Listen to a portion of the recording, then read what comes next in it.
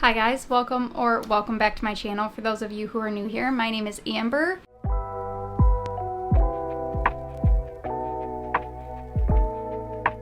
I didn't even realize that it was the end of August. I'm not gonna lie. I thought I had like another week. I'm very delusional in my timeline right now. I don't know. Anyway, I didn't read a lot of books this month, but it was a fairly good reading month for me. So I read 2 books on my Kindle and listened to 1 audiobook. So let's talk about them. First up, I read Quicksilver by Callie Hart. That is a Kindle Unlimited book. Huge on TikTok. It came out of like nowhere and just blew up. I gave it that 3 stars. It is an adult fantasy. I wanted to like this book so bad. And it's not that I disliked the book. I'm not gonna lie, I don't even remember a ton about it, which is sad. So it says, do not touch the sword, do not turn the key, do not open the gate. In the land of the unforgiving desert, there isn't much a girl wouldn't do for a glass of water. 24-year-old Saris Fane is good at keeping secrets. No one knows about the strange power she possesses, or the fact that she has been picking pockets and stealing from the undying queen's reservoirs for as long as she can remember. But a secret is like a knot. Sooner or later, it is bound to come undone. When Saris comes face to face with death himself, she inadvertently reopens a gateway between realms and is transported to a land of ice and snow.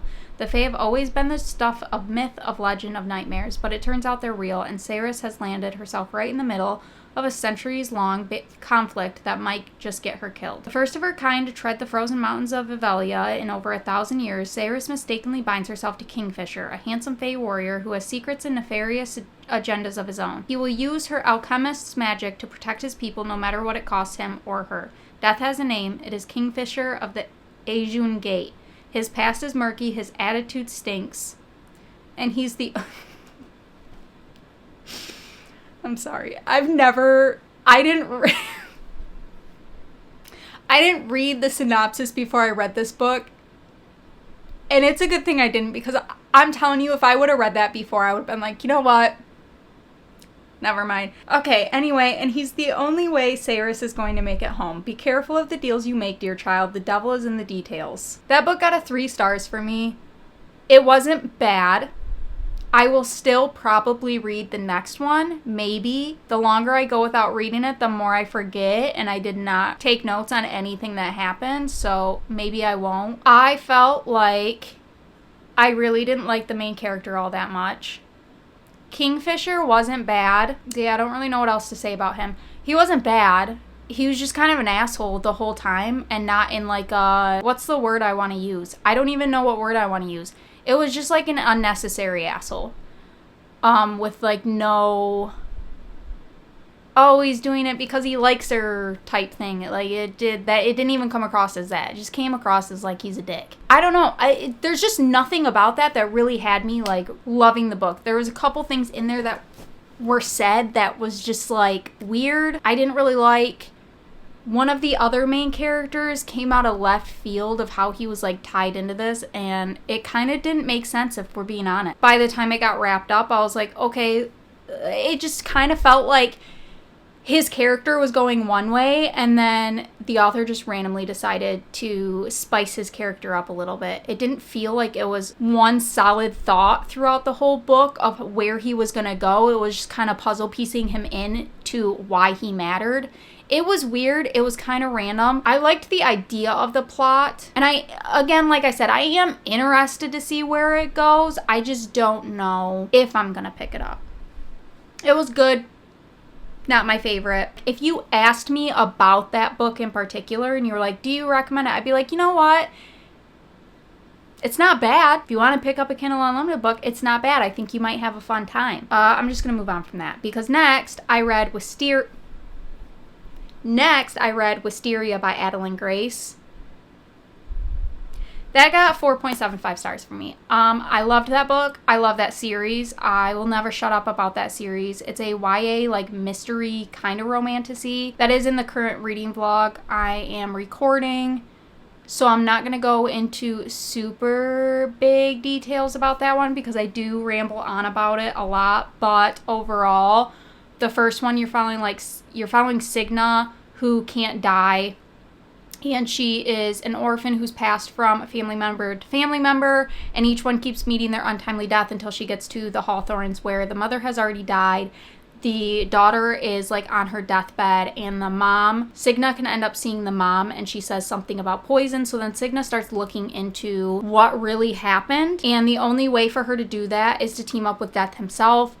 Absolutely loved that book. Ate that up like it was my job. I think I might have even gave that 5 stars. If not, it was like a 4.5. Loved that. Foxglove, you're still following along that plot line. Couple new characters are introduced. I didn't love that one as much as the first one, but the ending to that made me extremely excited for Wisteria, and for good reason, because I ate this book up. I loved our 2 main characters, loved their banter, their tension. I loved everything about it. It had a very good wrap up to the ending. There was no parts of that where I felt like I was disappointed in any way, shape, or form. I do, however, hope we get like a little novella or maybe even a spin-off series to some of the other characters that were introduced in this book. There's nothing that's like left hanging. There would be no huge reason she would have to do it. It's just a huge want of mine because I already miss this world and I really want more of it, and I would be very intrigued to read more about them and their background. That's how I'm going to leave that one. If you have not picked that up, highly recommend it. There is a little bit of spice throughout this, but it's nothing like too graphic, too detailed. It's kind of like an older YA read. Perfect for fall though, because it's definitely like a kind of darker, grim atmosphere to all these books. And then I listened to People We Meet on Vacation by Emily Henry. That one got, I don't know, I'm torn. I finished that yesterday. I'm torn between like a 4-star or a 4.25 star. I don't really know which one I want to go for. I've read Funny Story and Beach Read by her, and both of those were 5 stars for me. So I wouldn't say that this is my favorite one so far, which I know typically people say it's not like their favorite. It's one of their lower Emily Henry books. But that's not saying that it's bad. I still loved this. Our 2 main characters, you're getting... Let me read the description for it. So, Poppy and Alex and Poppy, they have nothing in common. She's a wild child. He wears khakis. She has insatiable wanderlust. He prefers to stay home with a book. And somehow, ever since a fateful car share home from college many years ago, they are the very best of friends. For most of the year, they live far apart. She's in New York City, and he's in their small hometown. But every summer for a decade, they have taken one glorious week of vacation together, until 2 years ago when they ruined everything. They haven't spoken since. Poppy has everything she should want, but she's stuck in a rut. When someone asks when she was last truly happy, she knows without a doubt it was on that ill-fated final trip with Alex. And so she decides to convince her best friend to take one more vacation together. Lay everything on the table, make it all right. Miraculously, he agrees. Now she has a week to fix everything. If only she can get around the one big truth that has always stood quietly in the middle of their seemingly perfect relationship. What could possibly go wrong? I loved this book. I absolutely ate that up. The only real reason this gets like 4 stars, 4.25 stars, and not the 5 stars is just I didn't find the 2 main characters' chemistry to be as believable as the other 2 books that I've read by her. They still had really, really good banter. Like, I don't think I could read an Emily Henry book where she doesn't absolutely kill the banter, because it's always there. I absolutely loved Poppy's character. She was hilarious. Everything she said was super off the wall. Like, it's what you're thinking, but you're not willing to say out loud, is her. And I love that. Alex was definitely more of like the grumpy kind of, not really grumpy. I wouldn't say he's grumpy. It's just he's definitely more the quiet, reserved person. And I liked how when he was with Poppy, she like brings out the funnier, more goofy, outspoken side of him that he doesn't act with anybody else with, you know? I might have said that really weird. In my mind, I wanted to say that sentence a certain way and it didn't come out that way. I don't know.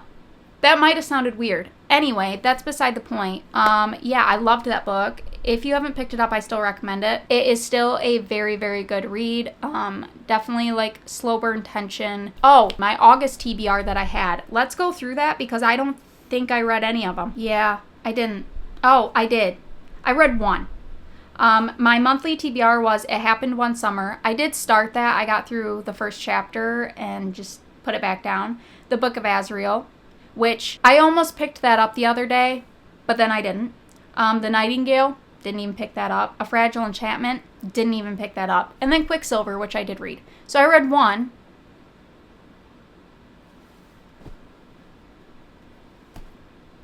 I don't even deserve that. Anyway, I'm going to make a new TBR for this month, and I'm going to actually try and stick with that. Will I do it? Probably not, but that's beside the point. I'm going to go grab my prompt. Okay, let's see here. Let's see how good I can do this month. My camera might die during this, so. The next book in a series.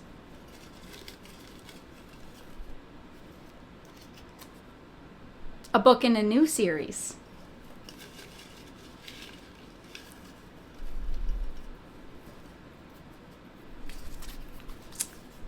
A book with a number in the title. I hate getting that one. How many do I have? 3? I'm going to do 5. A fantasy book. I like it. Okay, I'll keep that.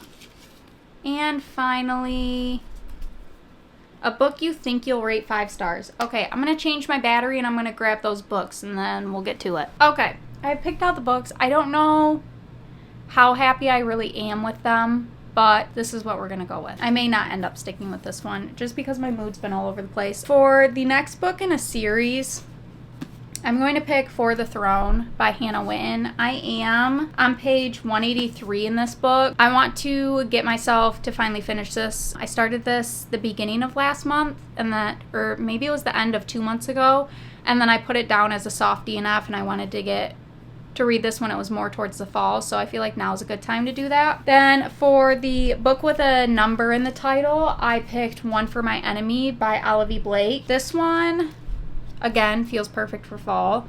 It says, in modern-day Manhattan, where we lay our scene, 2 rival witch families fight to maintain control of their respective criminal empires.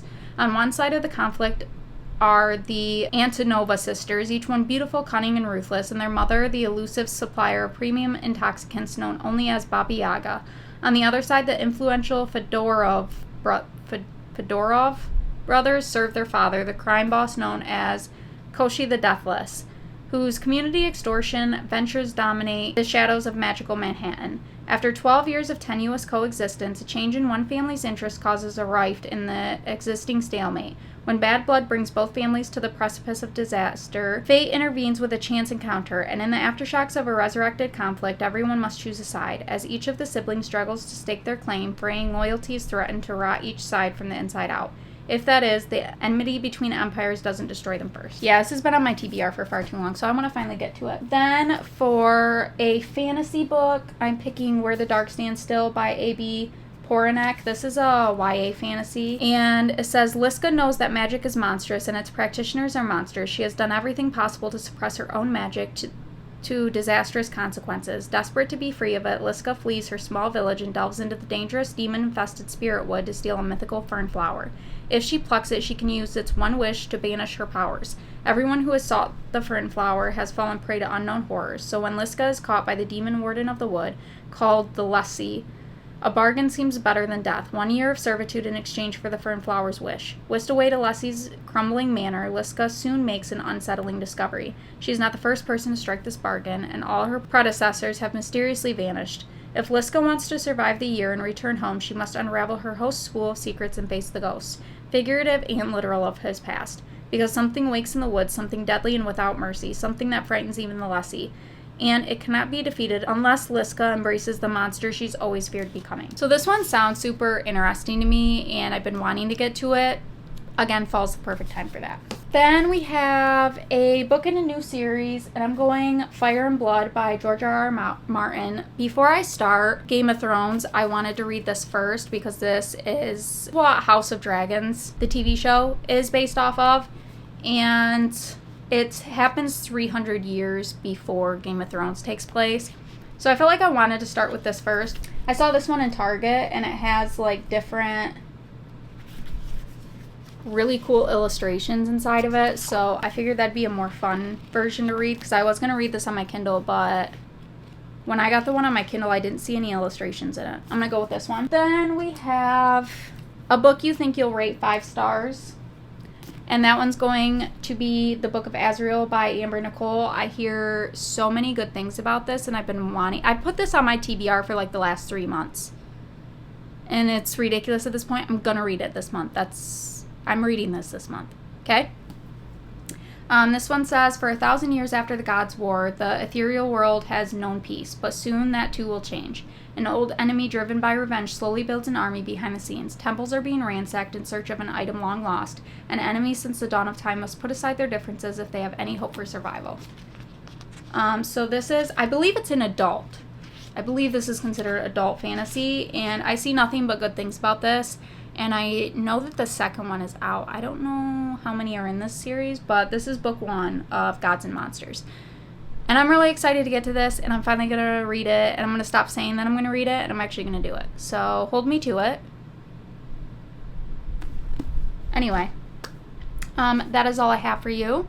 Now that I've read like the synopsis to all of these, honestly, I am more excited to read these. When I was picking them out, I was very indecisive, and I was like, I don't really know which ones I want, but now that I've read them, I'm honestly excited for all these. They all feel perfect for fall, and that's the mood that I'm in. So I'm going to go finish Gleam, get that out of the way, and then I'm going to start on these because, yeah, I'm ready for fall books, and I'm ready to be surrounded in all things fall. But that is all I have for you. Thank you guys so much for watching. Make sure to subscribe to stay up to date with all my future videos. Next weekend should be a reading vlog coming out, so keep an eye out for that, and I hope to see you in there. Bye!